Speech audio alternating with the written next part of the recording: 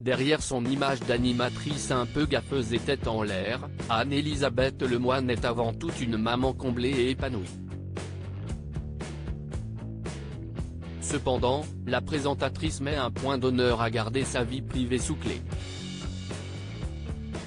Que ce soit en plateau ou sur ses réseaux sociaux, la blonde de 52 ans ne parle que très rarement de son cercle familial. Ce vendredi 9 décembre 2022 pourtant, elle s'est laissée aller à raconter une tendre anecdote à propos de son fils aîné, Arthur. Alors qu'elle s'apprêtait à recevoir le comédien Philippe Torton, venu faire la promotion de son livre intitulé Anthologie de la poésie française sur le plateau de C'est à vous, Anne-Elisabeth Lemoine a profité de cette occasion pour revenir sur une charmante anecdote de famille. Mon poème à moi, si est celui qu'avait écrit mon fils Arthur quand il avait 8 ans et que le chanteur Grégoire avait bien voulu mettre en musique, a-t-elle lâché avant de lancer la diffusion de ces images datant de 2015. Sur ce court extrait vidéo, on aperçoit le chanteur reprendre en musique le poème écrit par le jeune fils de l'animatrice. Je dis soleil et le mot brille, je dis sauterelle et le mot grille.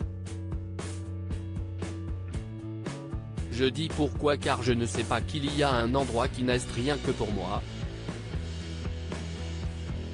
Peut-on entendre l'artiste fredonner au son de sa guitare.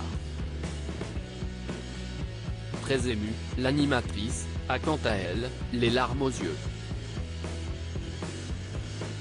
Une mère poule un peu trop stricte, on a tous un verre en nous, un bout de tirade, une expression, un bout de poésie quelque part ou une chanson, la poésie réconcilie tout le monde, a-t-elle enchaîné avec émotion avant de présenter son invité. Malgré sa discrétion, l'épouse de Philippe Coelho laisse occasionnellement quelques détails de sa vie privée lui échapper. Ainsi, début 2022, l'animatrice révélait avoir été en conflit avec son fils durant le premier confinement. J'ai beaucoup grondé mon fils pendant la pandémie parce que justement, il faisait partie de cette jeunesse qui parfois ne respectait pas les règles du confinement. Mais je regrette de l'avoir fait, confiait-elle alors. En espérant que mère et fils ont pu se pardonner depuis.